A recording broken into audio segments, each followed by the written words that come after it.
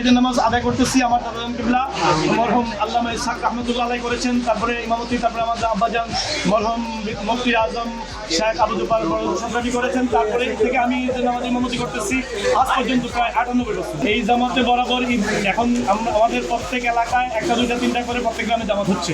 একসময় এখানেই শুধু জামাত ছিল, তখন অনেক বেশি মানুষ হতো, এখন হয়তো কমে গেছে, আগে এর চেয়ে অনেক গুণ বেশি মানুষ।